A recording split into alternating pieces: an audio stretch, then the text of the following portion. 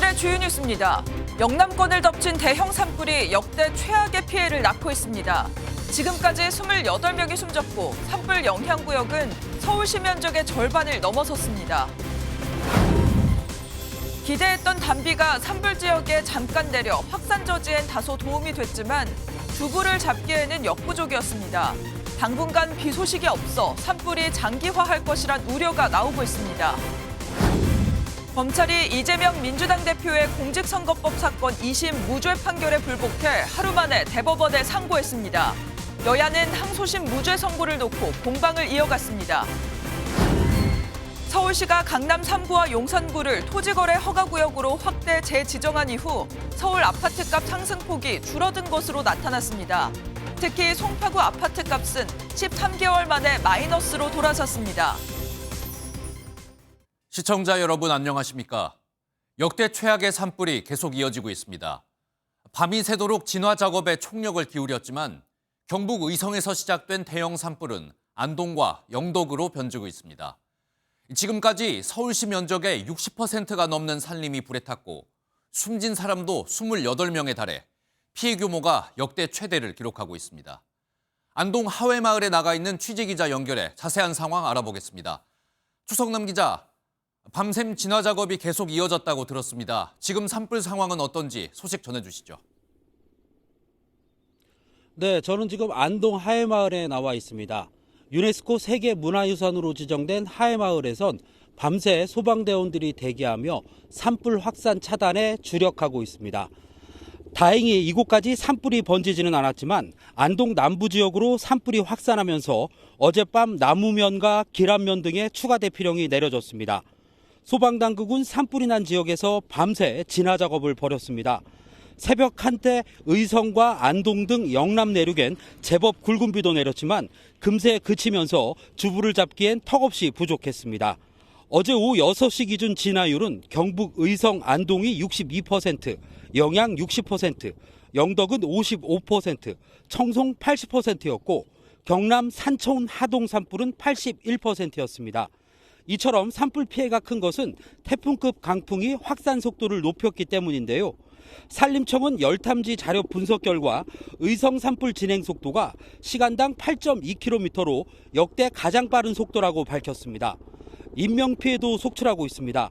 어제 오후 8시 기준으로 60명인데 사망자가 28명, 중상 8명, 경상 24명입니다.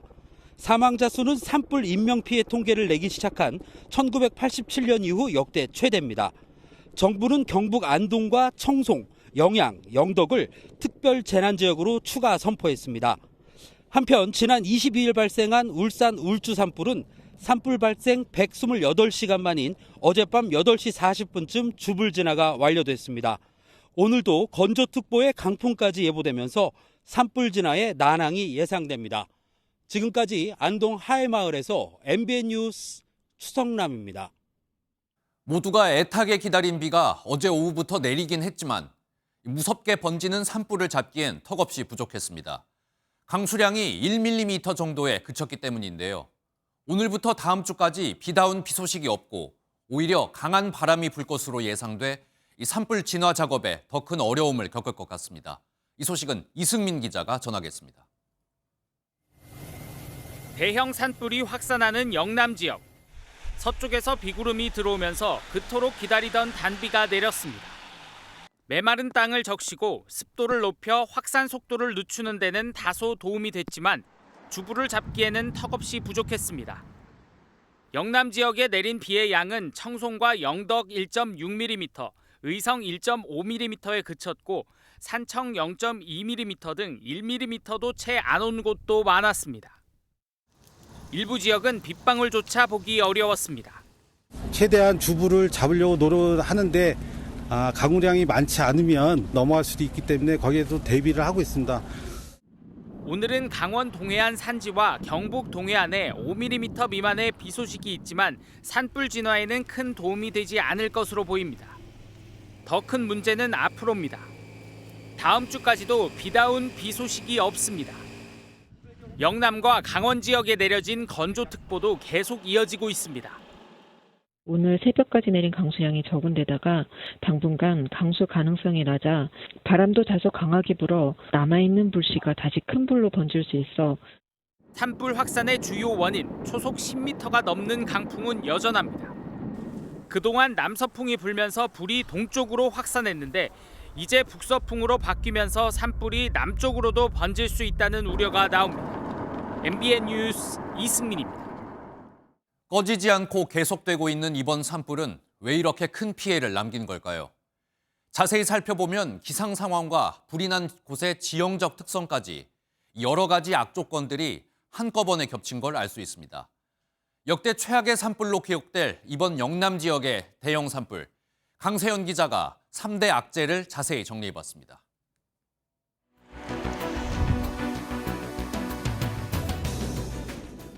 지난 5일부터 의성엔 비가 5mm도 내리지 않았고 수목이 바싹 마른 상태에서 22일 불이 시작됐습니다. 영덕은 산불이 번지기 일주일 전 19mm가량 비가 내렸지만 양이 적어 산불을 막기엔 역부족이었습니다. 어제도 산불 지역 어디에도 만족할 만큼 비가 온 곳은 없었습니다. 여기에 태풍급 강풍까지 가세했습니다. 남쪽에는 이동성 고기압이 강하게 자리를 잡은 가운데 그 북쪽으로 주기적으로 저기압들이 통과해 나가면서 그 사이에 굉장히 강한 서풍류가 형성되면서 주말까지 북서풍이 강하게 불며 진화 작업을 방해할 전망입니다. 이번에 산불이 휩쓴 지역엔 깊은 골짜기가 많습니다. 골짜기에서 불이 나면 열기와 연기가 갇혀 아궁이처럼 달아오릅니다. 연기가 축적돼 불은 쉽게 꺼지지 않고 강한 상승기류가 불씨를 날려보냅니다. 재발의 위험성도 있고 그리고 진화전을 투입시키기도 상당히 위험하고 시야 확보가 되지 않거나 연기를 들이마실 수 있는 조건 자체가 상당히 위험하거든요.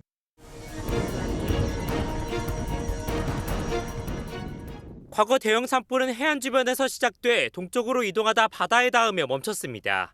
하지만 이번 산불은 바다에서 78km 떨어진 내륙에서 발생한 탓에 긴 거리를 이동하며 최악의 피해를 남겼습니다. 특히 이 지역엔 불에 잘 타는 소나무가 많이 있어 불이 삽시간에 번지며 큰 피해를 남겼습니다. MBN 뉴스 강산입니다. 이 산불을 관리하는 주무부처는 산림청입니다. 산림청은 이번 산불이 이렇게 멀리 영덕까지 빠르게 번질 줄은 몰랐다고 말했습니다. 산림청의 산불 예측 시스템에 허점이 있다는 사실을 스스로 인정한 셈입니다. 이 내용은 전민석 기자가 보도합니다. 절경을 자랑하던 동해안의 따개비 마을이 폐허로 변했습니다. 지난 25일 밤 마을을 덮친 불은 바다에 닿고서야 멈췄습니다. 101살 할머니는 목숨을 잃었습니다. 불이 삽시간에 마을 전체를 휘감으면서 거동이 불편했던 할머니는 미처 집을 빠져나오지 못하고 숨졌습니다. 당시 산불은 거센 바람을 타고 시간당 8.2km씩 번졌습니다. 산림청 분석 이래 역대 가장 빠른 속도로 웬만한 성인이 달리는 속도보다 훨씬 빠릅니다. 산불 경보를 받았다 하더라도 걷거나 뛰어서는 불을 피할 수 없다는 뜻입니다. 몇 번 갈 것도 없이만 직실해요. 번뜩번뜩 했는데 뭐 기다리가 없어요. 차가 더 대디면 내 쫓아나가다 돌려가지고 뭐 쫓겨내려갔지. 산림청은 의성에서 시작한 산불이 영덕까지 다다를 줄은 몰랐다고 뒤늦게 시인했습니다. 산림청의 산불 확산 예측 시스템엔 바람의 방향이나 속력을 실시간으로 분석하지 못하는 허점이 있었습니다. 대피까지 연결을 시켜주기 위한 참조 자료로 이제 쓰이는 그 프로그램인데 실제로 그 강풍에 대한 정보는 기상청 예보 자료를 쓸 수밖에 지금 없는 게 지금 이 프로그램의 한계입니다. 산림청의 예측 실패로 통보까지 늦어지면서 대피를 위한 골든타임 확보도 어려웠다는 지적입니다. 영덕에선 사흘 새 산불로 모두 9명이 숨졌고 1000여 명이 집을 잃었습니다. MBN 뉴스 전민석입니다. 경상도 전역으로 번지고 있는 이번 산불이 일주일 넘게 계속되면서 최전선에서 화마와 사투를 벌이고 있는 진화대원들은 점점 지쳐가고 있습니다. 언제 어디서 덮칠지 모르는 화마를 상대로 악전고투를 벌이고 있지만 진화대원도 헬기 조종사도 한계를 느끼고 있습니다. 강진우 기자의 보도입니다. 한밤중 파도처럼 넘실거리는 불기둥이 바짝 마른 낙엽을 태워가며 산속으로 번집니다. 특수진화대원은 밀리면 안 된다는 각오로 낙엽 더미를 제거합니다. 동이 트고 한낮이 되어도 진화대원들은 쉬지 않고 산불 현장에 투입됩니다. 10kg이 넘는 장비를 메고 70도가 넘는 경사길을 오르는 일은 예사입니다. 때로는 60kg이 되는 진압용 소방 호스를 메고 산속을 헤매야 합니다. 특수진화대원들은 500m에 달하는 진화용 호스를 이용해 산속으로 번지고 있는 불을 잡아냅니다. 이런 가파른 데 올라가는 것도 힘들고 호스 당기는 거 그런 것도 힘들고 여러모로 많은 부분에서 힘든 부분이 있죠. 경북 의성 산불 현장을 누비는 헬기가 쉴 새 없이 이륙합니다. 한 번 이륙하면 2시간을 비행하는데 30번가량 물을 담아 현장에 살포합니다. 쉴 새 없는 하루 8시간 비행에 기장들의 피로감도 커지고 있습니다. 연무 같은 것도 많이 껴있고 시야가 많이 좀 제한이 되고 하루에 8시간 정도 이상을 비행을 하다 보니까 대단히 피로도가 많습니다. 꺼도 꺼지지 않는 산불에 사람도 기계도 지쳐가고 있습니다. MBN 뉴스 강진우입니다. 산불은 사람도 그리고 동물도 가리지 않고 덮치고 있습니다. 화마가 핥히고 간 곳엔 말 못하는 동물들이 있었는데요. 이 동물들도 가족을 생각하는 마음은 똑같겠죠. 뜨거운 불길 속에서 목줄에 묶여 움직이지도 못하면서 새끼들을 지켜내느라 온몸에 상처를 입은 어미백구 한 마리가 감동을 주고 있습니다. 불타는 산속에서 온몸으로 새끼들을 지켜냈습니다. 박은채 기자가 취재했습니다. 시뻘건 불이 타오르는 산속. 힘없이 목줄에 묶여있는 백구 한 마리. 사람을 보자마자 매캐한 연기에 목이 상했는지 잘 나오지도 않는 목소리로 간절한 듯 지저댑니다. 화마 한가운데 갇혀 새끼들을 품어 지키느라 몸이 망가질 대로 망가져버린 어미였습니다. 피부는 여기저기 찢겨 있는데도 갓난 새끼 젖을 먹이느라 가슴은 퉁퉁 부어 있습니다. 물도 없이 음식물 쓰레기만 먹은 탓에 구호단체에서 잰 간 수치도 최악입니다. 이제서 겨우 병원에 지친 몸을 뉘었습니다.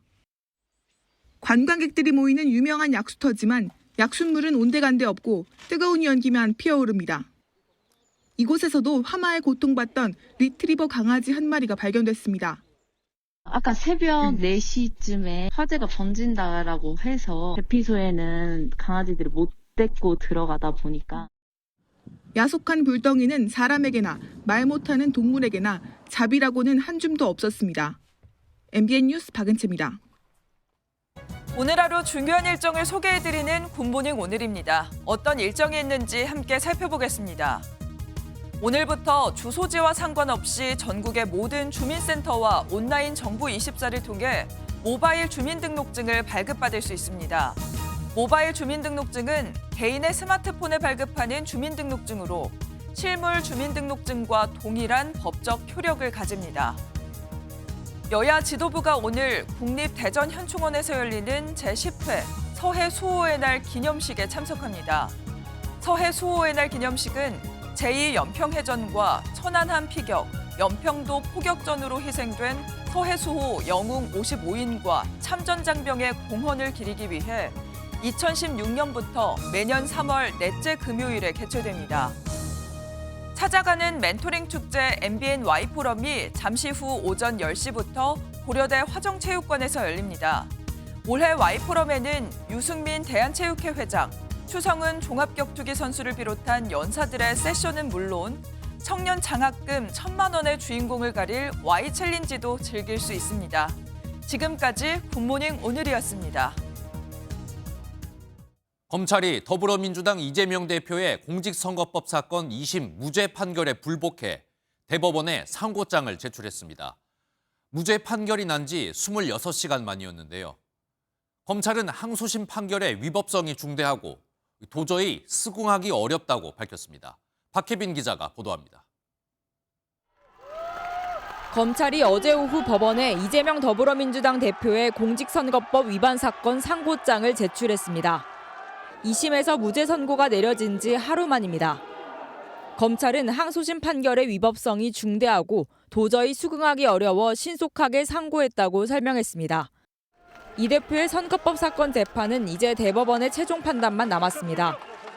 조기 대선 가능성과 맞물려 확정 판결이 언제 나올지가 초미의 관심입니다. 서울고법은 상고장을 접수한 날로부터 14일 이내에 소송 기록과 증거물을 대법원에 보내야 합니다.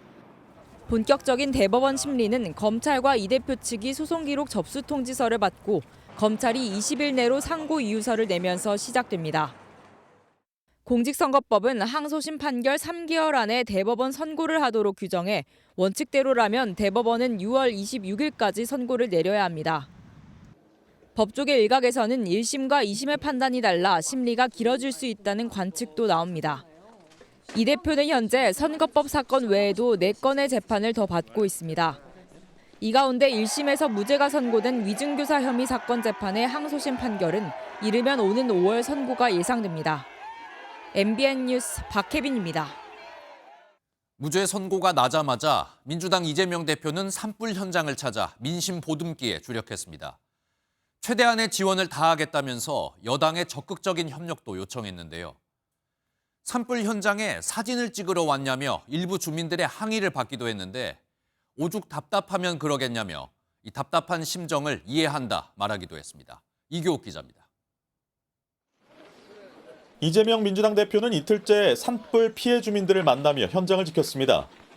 경북의 6개 피해 현장을 살피는 빠듯한 일정을 소화한 이 대표는 이재민들을 위로하고 피해 지원에 최선을 다하겠다고 약속했습니다. 집도 잃고 재산도 잃고 다 잃었어요. 나라에서 일정한 상당한 기간 동안은 먹고 입고 자는 거를 다 책임을 질 테니까. 이 대표는 또 피해 주민들의 요구사항을 직접 수첩에 받아 적으며 동행한 정부와 지자체 관계자의 적극적인 지원도 요청했습니다. 일부 시민들은 이 대표를 위협하거나 사진 찍으러 왔냐는 항의도 터져나왔는데 이 대표는 답답한 심정을 이해한다고 말했습니다. 누가 불 끌어왔노? 사진 찍으러 왔더라! 주민들 입장에서야 여당이든 야당이든 뭐 상관이 있겠어요. 구별도 잘 안 될 겁니다. 그냥 정치하는 사람 국회의원이면 당연히 책임져야 된다고 생각하고. 특히 국민의힘이 민주당이 삭감한 재난예비비부터 복구해야 한다고 주장한 것에 대해선 또 정쟁을 유도하고 있다며 발끈했습니다. 좀 이럴 때는 정신 좀 차리면 좋겠어요, 국민의힘. 국민들이 죽어가는 현장에서도 시비 걸어요. 이 대표는 산불 피해 복구 문제를 논의하기 위해 필요하면 정부 여당과 머리를 맞대겠다고 강조했습니다. MBN 뉴스 이교욱입니다. 한편 민주당은 다음 달에 있을 재보궐선거에도 집중하고 있습니다. 만약 조기 대선이 현실화된다면 대선 전에 치러지는 유일한 선거이기 때문에 이 대선의 전초전이 될 수 있기 때문입니다. 저희 MBN 취재 결과 민주당은 당내 비례대표 전원에게 전남 담양군수 선거 지원을 요청한 것으로 확인됐습니다. 강경호 기자의 단독 보도입니다. 다음 달 2일 치러지는 재보궐선거는 전국 23개 지역에서 진행됩니다. 이 중 전남 담양군수 선거는 민주당과 조국혁신당 후보 간의 2파전으로 압축돼 야권의 치열한 접전지로 꼽힙니다. 기초단체장 배출을 노리는 혁신당이 일찌감치 당력을 집중시켰는데 민주당도 당 차원의 지원 사격에 나섰습니다. MBN 취재 결과 민주당 4.2 재보궐선거 총괄지원단이 당내 비례대표 의원 10명 전원에게 선거를 지원해달라고 요청했습니다. 지원단은 내란 극복을 향한 국민의 뜻을 다시금 확인하는 중요한 선거가 될 것이라며 당내 촉박한 일정에도 적극 힘을 모아달라고 촉구했습니다. 헌재 선고 지연으로 비상행동을 이어가는 상황에서 현역 의원들을 적극 배치한 건 혹시 모를 조기 대선을 염두에 둔 것이란 해석도 나옵니다. 호남에서 대권주자로서 이 대표 지지율이 당 지지율에 못 미치는 상황에서 이번 선거를 확실하게 승리해 분위기 반전을 꾀한다는 겁니다. 이번 선거는 이재종을 뽑는 게 아니라 민주당에게 이 내란 사태를 극복하고 새로운 미래를 만들어 가라라고 하는 신호를 주는 것입니다, 여러분. 민주당 한 비례대표 의원은 서울이나 충청 재보선에 비해 상대적으로 소홀할 수 있는 만큼 담양 선거에 더 신경을 써달라는 취지로 알고 있다고 MBN에 설명했습니다. 민주당 비례의원들의 담양 선거 지원은 4.2 재보선 사전투표가 이뤄지는 오늘부터 본격화될 것으로 보이는데 민주당이 호남 민심을 다잡을 수 있을지 주목됩니다. MBN 뉴스 강용호입니다. 민주당 이재명 대표의 2심 무죄 판결에 여진이 이어지고 있습니다. 국민의힘은 이재명 대표 무죄 판결을 두고 법원이 결정적인 고비마다 이재명을 살려줬다며 사법부를 겨냥했는데요. 과거 허위사실 유포 혐의로 유죄를 받은 적이 있는 여권 인사들도 이번 판결이 잘못됐다며 비판 대열에 함께했습니다. 먼저 정태진 기자의 보도입니다. 여당은 재판부가 차기 유력 대권 주자인 이재명 대표가 권력자라 특별 대우해준 것이라고 맹공을 퍼부었습니다. 특히 이 대표와 김문기 전 처장의 사진 확대를 조작으로 볼 수 있다고 판단한 걸 집중 파고들었습니다. 주정차 위반 과태료 통지서도 사진을 확대해서 보냈는데 많은 국민들이 법원이 확대 사진은 조작이라고 했으니 과태료도 내지 않겠다고 법원을 비웃고 있습니다. 또 법원은 결정적인 고비마다 이재명을 살려줬다고 비꼬았습니다. 언론 여러분, 우리 비대위회의 기사를 쓰실 때 저를 크로즈업한 사진은 쓰지 마십시오. 서울고등법원에 가면 사진 조작범이 될 수 있으니까. 여당 의원들은 앞으로 선거판에 거짓말이 판칠 것이라며 그 어떤 허위사실 공표죄라도 무죄를 받을 수 있게 됐다고 비판했습니다. 한마디로 이재명 대표가 직접 쓴 판결입니다. 한 땀 한 땀 이재명 대표가 밑그림을 그린 대로 바느질을 했습니다. 허위사실 공표로 유죄를 확정받은 비명계 서른 전 민주당 의원은 법관들의 정치적 판단이 깔린 것이라 꼬집었습니다. 유족들 입장에서 보면은 대단히 분노할 거예요. 주관적 입장에서 그냥 판단하고 정치적 성향에 따라서 판단한다. 이재명 대표에 대한 2심 무죄 판결이 형평성에 어긋난다는 비판을 쏟아내고 있는 여당은 대법원에서 반드시 뒤집힐 것이라는 입장입니다. MBN 뉴스 정태진입니다. 보신 것처럼 국민의힘은 민주당 이재명 대표의 무죄 판결을 강하게 비판하고 있습니다. 하지만 이번 무죄 판결에 크게 당황하는 분위기인데요. 앞으로 이재명 때리기만 계속할 수도 없는 상황에서 당 내부에선 지도부의 전략에 대한 우려와 걱정의 목소리도 나오고 있습니다. 하지만 이재명 대표는 안 된다는 여권 대선 주자들의 기조는 일관됩니다. 이어서 조일호 기자입니다. 국민의힘은 그동안 이재명 대표의 사법 리스크를 집중 공격하며 지지층을 결집해왔습니다. 정가 사범이자 12개 범죄 혐의자 이 대표는 이제 국정을 파괴하는 테러리즘의 길로 완전히 접어들었습니다. 하지만 이 대표의 2심이 무죄로 나오면서 그 전략의 효과가 반감되는 게 아니냐는 목소리가 나오고 있습니다. 여권 관계자는 지도부가 여러 시나리오를 예상해 전략을 세웠어야 했다면서 현재 마땅한 대응책이 보이지 않는다고 지적했습니다. 권영세 위원장과 권성동 원내대표를 향한 비판이 당 내부에서 나오고 있는데 헌재 선고 때까지 뾰족한 수가 없다는 겁니다. 당 지도부의 한 의원은 한덕수 총리 탄핵 기각 이후 대통령도 기각될 것으로 보는 기류가 커진 것도 사실이라며 일단은 탄핵 선고 때까지 기다려봐야 한다고 밝혔습니다. 저희 대선 전략 안 짜거든요. 왜 자꾸 대선 전략을 짜시라고? 저는 그런 가능성이 훨씬 높다고 보고요. 반면 여권 잠룡들은 반 이재명 기조를 이어가면서 선명성을 더 강화하고 있습니다.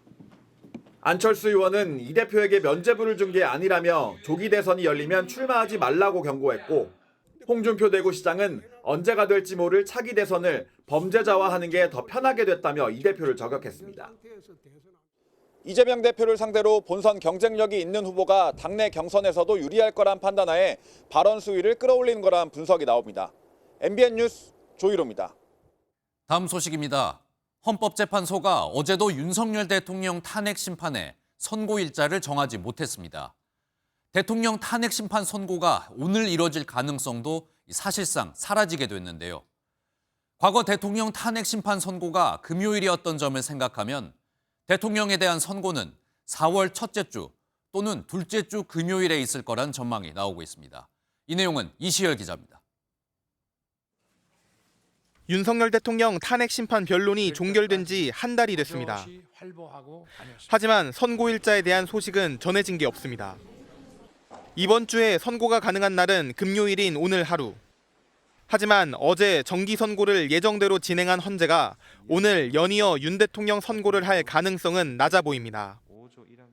이틀 연속 선고한 전례는 지난 1995년 12월 단 한 번밖에 없었습니다. 또 지난 월요일 한덕수 대통령 권한대행에 대해 선고를 했는데 주 3회 선고한 전례는 단 한 차례도 없었습니다. 빠르면 다음 주 초를 예상해 볼 수 있지만 다음 달 2일에는 재보궐선거가 예정돼 있습니다. 헌재가 정치적 부담을 느낄 가능성이 있기 때문에 선거 직전인 다음 주 월요일과 화요일은 피할 것으로 예상됩니다. 따라서 윤 대통령 선고 일자는 다음 주 후반으로 넘어갈 것으로 보입니다. 다음 달 18일 문영배, 이미선 재판관의 임기가 종료된다는 걸 고려한다면 가장 유력한 일자는 다음 주 금요일인 4월 4일입니다. 이전 노무현, 박근혜 전 대통령의 탄핵 선고도 모두 금요일에 이뤄졌습니다. 만약 다음 달 4일에 선고가 이루어진다면 결과에 따라 6월 초 조기 대선이 치러질 가능성이 있습니다. MBN 뉴스 이시열입니다. 대통령 탄핵 심판 선고가 늦춰지자 민주당은 강하게 반발하고 있습니다. 헌법재판소를 향해서 이쯤이면 정말 고의로 선고를 지연시키는 것 아니냐며 고의 지연을 의심하고 있는데요. 4개월째 재난 상황이란 표현까지 써가며 강한 비판을 이어갔고 철야 농성에 돌입하겠다는 뜻까지 밝혔습니다. 표선우 기자가 보도하겠습니다. 헌법재판소가 어제도 윤석열 대통령 탄핵 심판 선고기일을 지정하지 않으면서 민주당은 고의 지연을 의심했습니다. 여권에서 주장해온 4월 선고 가능성이 높아지자 국민의 인내에도 한계가 있다고 강조했습니다. 도대체 언제까지 기다려야 합니까? 선고가 늦어지면 늦어지는 이유라도 밝혀야 하는 것 아닙니까? 오는 4월 18일이면 헌법재판관 2명의 임기가 만료돼 6인 체제로 돌아가는 만큼 민주당은 더 이상 시간이 없다고 보고 있습니다. 24시간 철야 농성에 돌입하겠다며 투쟁 수위를 끌어올리겠다는 뜻도 밝혔는데 실제 추진은 더 검토하기로 했습니다. 민주당 지도부 관계자는 MBN에 윤 대통령 탄핵 심판을 재난에 비유하며 12.3 비상계엄 이후 4개월째 재난 상황이 계속되고 있다고 지적했습니다. 우원식 국회의장도 헌재 압박에 힘을 보탰습니다. 지금은 헌재에게 주어진 시간입니다만 국민의 시간 없이 헌재의 시간도 없습니다. 선고가 지연될수록 우리 사회가 감당할 혼란이 커질 것입니다. 민주당은 이재명 대표의 공직선거법 항소심 무죄 선고 여세를 몰아 헌재 압박에 사활을 걸고 있는데 당내 누적된 피로감도 감지됩니다. MBN 뉴스 표선우입니다.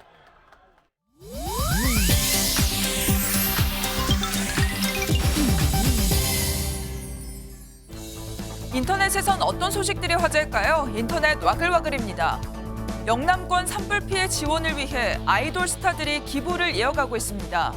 그룹 세븐틴은 산불 피해 주민을 돕기 위해 10억 원을 내놨고 그룹 아이브도 산불 피해 지원과 소방관들의 처우 개선 등을 위해 2억 원을 기부했습니다. 또 가수 아이유도 산불 피해를 위해 2억 원을 기부했는데요. 개인 고액 기부자 모임 회원인 그룹 NCT의 마크는 성금 1억 원, 이 밖에도 그룹 에스파의 카리나, 가수 태연, 배우 변우석 씨가 1억 원을, JYP 엔터테인먼트는 월드비전에 성금 5억 원을 기부했습니다. 그리고 그룹 르세라핌이 5천만 원, 오마이걸 아린 씨가 2천만 원의 성금을 기부한 것으로 알려졌습니다. 경찰이 의문의 112 문자 메시지를 그냥 넘기지 않고 적극적으로 대응해 물에 빠진 시민을 구조한 사실이 알려졌습니다. 인천 중부경찰서에 따르면 지난 18일 인천경찰청 112 치안종합상황실에 신고 내용을 알 수 없는 니은, 이응, 리을, 야라는 문자 메시지가 도착했는데요. 위급 상황일 수도 있다고 판단한 경찰은 신고자의 휴대전화 기지국을 통해 위치를 확인했고 선착장 인근 물에 쓰러진 30대 시민을 발견하고 구조했습니다. 발견 당시 저체온증을 보여 인근 병원으로 옮겨져 치료를 받았는데요. 알 수 없는 문자 메시지를 그냥 넘기지 않은 경찰의 판단력에 누리꾼들의 칭찬이 이어지고 있습니다.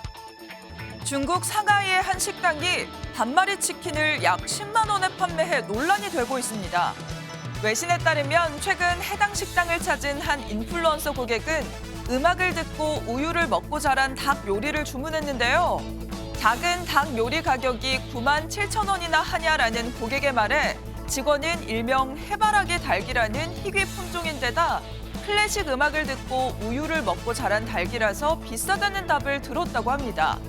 하지만 현지 매체가 알아본 결과 닭들이 클래식 음악을 듣는 건 맞지만 우유를 먹고 자란 건 아닌 것으로 밝혀졌는데요.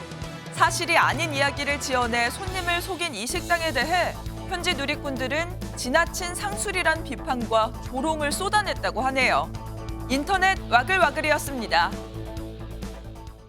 배우 고 김세론 씨의 유족 측이 김세론 씨가 미성년자였던 때부터 배우 김수현 씨와 교제한 게 사실이라며 관련 증거 자료들을 공개했습니다. 김수현 씨 소속사 측은 입장을 정리 중이라고 밝혔는데 논란은 쉽게 가라앉지 않을 걸로 보입니다. 심동욱 기자가 보도합니다. 보고 싶다. 안고 잠들고 싶다. 배우 고 김세론의 유족 측이 어제 오후 기자회견을 열어 공개한 김수현이 보낸 SNS 대화 내용입니다.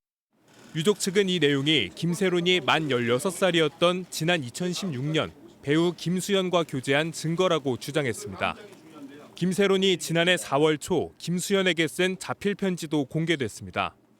음주운전 사고로 인한 위약금 7억 원을 변제하라는 2차 내용 증명을 김수현 소속사 측으로부터 받은 뒤에 작성된 것으로 김수현의 집 보안 문제로 전달되진 않았습니다. 그런데 해당 편지에는 우리가 만난 기간이 대략 5, 6년 됐다는 내용이 담겼고 유족 측은 미성년일 때 교제한 증거로 보고 있습니다. 사기였다는 증거가 공개되었음에도 불구하고 사과 한마디 없이 이제는 성인 이후에만 사기였다고 다시 거짓말을 하고 있는. 유족 측은 유튜버 A씨가 김세론의 사생활을 계속해서 폭로하고 있다며 스토킹 혐의로 추가 고소하겠다고 밝혔습니다. 논란이 확산되는 가운데 김수현 소속사 측은 MBN 취재진에 말씀드릴 수 있는 게 없다며 즉답을 피했습니다. MBN 뉴스 심동욱입니다. 서울대와 연세대, 고려대 의대 학생들이 동맹 휴학 대열에서 벗어나 일단 복귀하기로 했습니다. 이런 기류 변화가 다른 대학에도 영향을 미칠지 관심인데요. 한덕수 대통령 권한대행은 어젯밤 40개 의대에 긴급 서한을 보내 복귀를 촉구했습니다. 보도에 강서영 기자입니다.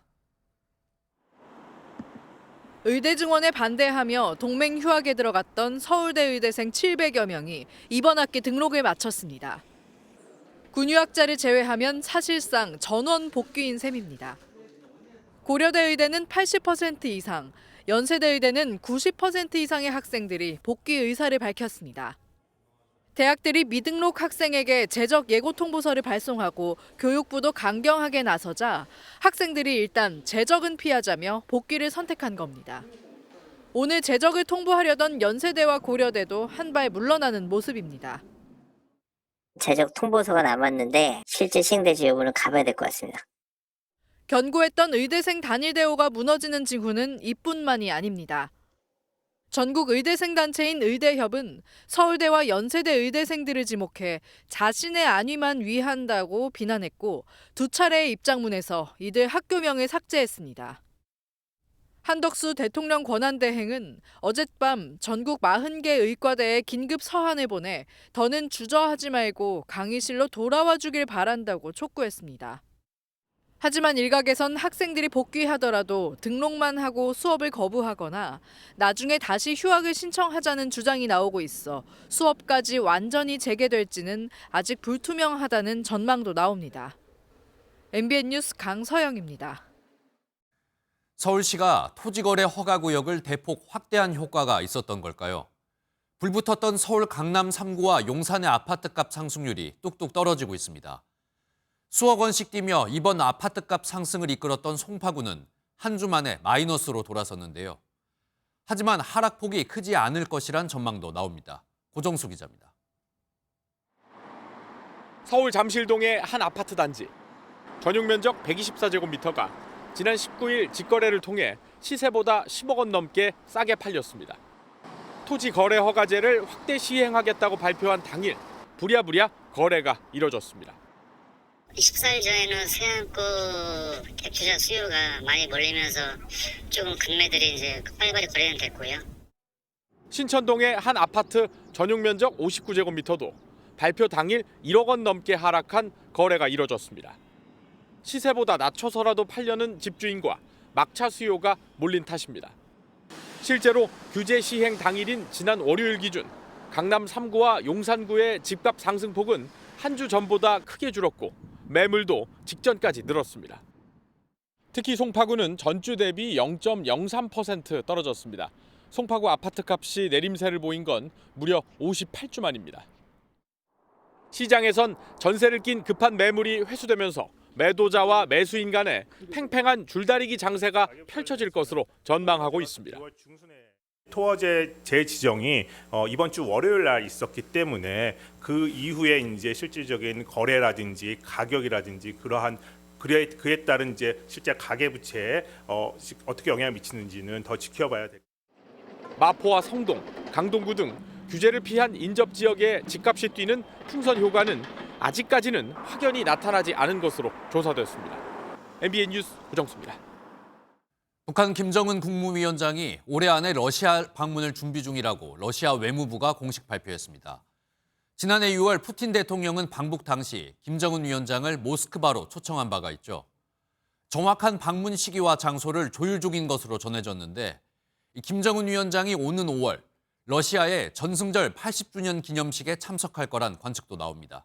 이한나 기자가 보도하겠습니다. 러시아가 김정은 북한 국무위원장의 방러 추진을 공식 확인했습니다. 안드레이 루덴코 러시아 외무차관은 김 위원장이 올해 안에 러시아를 방문하기 위한 준비가 진행되고 있다며 방문 시기와 내용 등은 협상 중이라고 말했습니다. 김 위원장의 방러에 앞서 세르게이 라브로프 러시아 외무장관의 평양 방문도 예고됐습니다. 루덴코 외무차관은 우리 북한 친구들과 전략적 대화를 계속하기 위한 것이라며 우리는 이를 실행할 것이라고 밝혔습니다. 푸틴 러시아 대통령은 지난해 6월 북한에서 열린 북러 정상회담에서 김 위원장을 모스크바로 초대한 바 있습니다. 이후 같은 해 11월 최선희 북한 외무상이 모스크바를 깜짝 방문하면서 본격적인 논의가 시작됐습니다. 김정은 국께서 러시아 문화대통령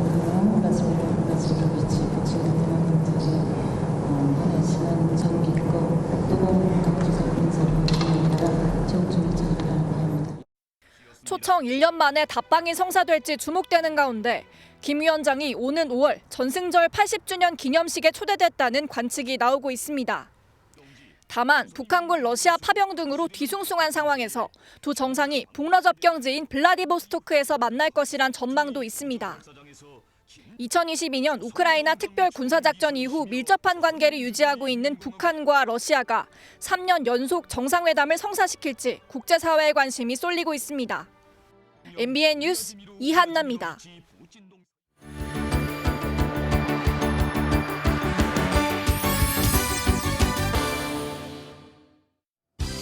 굿모닝 월드입니다. 푸른 바닷속에서 한 스쿠버 다이버가 카메라를 들고 무언가를 촬영하고 있습니다. 무엇을 보고 있는 걸까요? 브라질로 가보겠습니다. 브라질 리우데자네이루의 유명 관광지인 이파네마 해변에 멸종위기종으로 분류된 청상아리가 나타났습니다. 시속 70km로 수영할 수 있는 세계에서 가장 빠른 상어로 플로리다 박물관에 따르면 어류 중에서도 최고 속도를 자랑하는데요. 해밍웨이의 소설 노인과 바다에서 노인의 고기를 첫 번째로 공격한 상어로도 등장해 우리에게 친숙한 상어기도 하죠. 청상아리는 사람에게 위험하지 않은 것으로 알려졌는데요. 희귀 상어와 다이버가 평화롭게 공존하는 모습, 자연과 함께 살아가는 순간의 소중함을 다시 한번 느끼게 해주는 것 같습니다. 여기 귀엽고 기다란 꼬리를 가진 고양이가 있습니다. 유난히 긴 꼬리 때문에 기네스 세계 기록을 보유했다는데요. 미국으로 가보겠습니다. 미네소타주에 사는 이 고양이는 미스터 퍽슬리 애덤스입니다. 꼬리 길이가 무려 47cm고요. 살아있는 고양이 중 꼬리가 가장 긴 고양이로 기네스 기록에 올랐습니다. 형제자매 고양이들과 함께 지내며 사랑을 받고 자라고 있다는데요. 기록을 세운 날엔 어깨 마사지와 뽀뽀 세례로 축하를 받기도 했습니다. 기네스에 오른 긴 꼬리, 퍽슬리의 귀여운 매력이 전 세계에 알려지길 바랍니다. 지금까지 굿모닝 월드였습니다. 굿모닝 문화 소식입니다. 오늘날 미술 시장에선 우리 한국화가 서양화에 밀려 제대로 된 가치를 인정받지 못하고 있는데요. 우리나라 근대 미술의 뿌리를 돌아보는 특별한 전시가 열립니다. 새로운 컬렉터의 유입으로 우리 미술 시장의 가치를 올릴 수 있을 거란 기대가 나오고 있습니다. 이번 주 문화 소식은 이상주 기자입니다. 김한기, 이응노, 하인두 등 대한민국 근대 미술의 거장 8인의 작품이 한자리에 모였습니다. 1860년대에서 1970년대까지 근대 미술가들은 전통적 예술의 특징인 묘사에서 벗어나 추상을 지향하며 새로운 시각과 예술의 재료, 역할의 본성에 집중했습니다. 근대 미술의 가치와 중요성을 이야기하는 특별한 대화가 열렸습니다. 근대 미술은 단순히 과거의 유산이 아닙니다. 오늘날 우리가 예술과 사회를 이해하는 방식에 깊은 뿌리를 두고 있습니다. 한국이 겪었던 식민지, 한국전쟁, 그리고 산업화와 도시화, 그러한 시대를 반영하는 선진국 미술 시장은 GDP의 0.1에서 0.2%를 차지하지만 GDP 세계 랭킹 10위인 한국의 미술 시장 점유율은 GDP 대비 0.03%에 불과합니다. 최근 12년간 한국 미술 시장의 지표를 분석한 아트MM은 시장 성장의 문제점과 해결책으로 한국적인 요소를 담은 근대 미술을 제시했습니다. AI와 웹3 속에서 미술이 할 수 있는 실험을 할 것이고, 그것은 실물 드롭스와 블록체인 그리고 커뮤니티의 중심으로 이루어질 것이고, 또 이것을 통해서 새로운 미술의 생태계를 만들고자 합니다. 멤버십 도입과 예술적 경험을 공유하고 시장에 대한 이해도를 높이는 활동이 새로운 컬렉터 유입으로 이어져 한국 미술 시장의 지표를 선진국 레벨로 올릴 수 있을지 기대됩니다. MBN 뉴스 이상주입니다. 인공지능 AI가 우리 생활 곳곳에 스며들고 있죠. 스포츠 레저 산업계에서도 이 AI 기술 도입이 활발합니다. AI로 더 똑똑하고 건강하게 운동할 수 있는 길이 열리고 있는데요. 최영규 기자가 취재했습니다. 기계에 달린 손잡이를 힘껏 들어올리자 화면에 얼마나 무게를 들었는지 수치가 나옵니다. 최신 AI 기술이 적용된 운동기구로 무게와 강도를 대신 측정해줘 이제는 헬스 트레이너 없이도 효율적인 운동이 가능합니다. 기계와 연동된 AI가 근력을 측정해 무게를 조절해줘 쉽고 편리하게 운동할 수 있습니다. 사용자가 운동을 하면서 로봇이 운동을 보조해주는 것을 지향을 하면서 운동으로부터 소외받는 사람이 없도록. 운동뿐만 아니라 평상시 건강관리도 이제 AI가 도와줍니다. 현대인의 걱정거리인 거북목과 허리 디스크도 AI가 잡아주는 바른 자세로 교정할 수 있습니다. 현재 3조 원 규모인 스포츠 AI 시장은 2032년 43조 원까지 커질 전망인데 정부도 신기술에 접목한 스포츠 산업 성장을 도울 방침입니다. 110조 정도로 스포츠 산업을 이끌고 싶습니다. 미래의 우리 스포츠의 먹거리도 같이 생성되는 생태계가 조성되리라고. AI 시대에 발맞춰 진화하는 스포츠 산업이 더 건강한 대한민국을 만들고 있습니다. MBN 뉴스 최영규입니다. 비가 내리긴 했지만 양이 충분하지 않아서 영남을 비롯한 동쪽 지역에는 건조특보가 계속되고 있습니다. 여기에 오늘도 전국적으로 초속 15m 안팎의 강한 바람이 불겠습니다. 작은 불씨가 바람을 타고 큰 불로 번질 수 있는 만큼 불씨 관리 철저하게 하셔야겠습니다. 밤사이 찬 공기가 남하하면서 날은 부쩍 쌀쌀해졌습니다. 현재 서울의 기온 3.7도로 어제 아침보다 9도가량이나 낮습니다. 이번 주말에도 아침 기온은 0도 안팎, 낮 기온은 한 자릿수에 머물며 추위가 이어지겠습니다. 오늘 내륙은 대체로 맑겠고요. 제주도는 아침까지, 동해안은 오후까지 5mm 안팎의 비가 조금 내리겠습니다. 지역별 현재 기온 보겠습니다. 서울 3.7도, 대전은 5.5도 나타내고 있습니다. 낮 기온은 서울이 12도, 대전과 전주 13도, 대구는 15도로 어제보다 6도에서 8도가량 낮겠습니다. 내일은 오전부터 낮 사이 수도권과 강원도에 비가 조금 내리겠고요. 이후로는 맑고 건조한 날씨가 이어지겠습니다. 내셨습니다. 금요일 아침 굿모닝 MBN 마치겠습니다. 저희는 다음 주 월요일 아침 7시에 다시 찾아뵙겠습니다. 오늘도 좋은 하루 보내세요. 고맙습니다.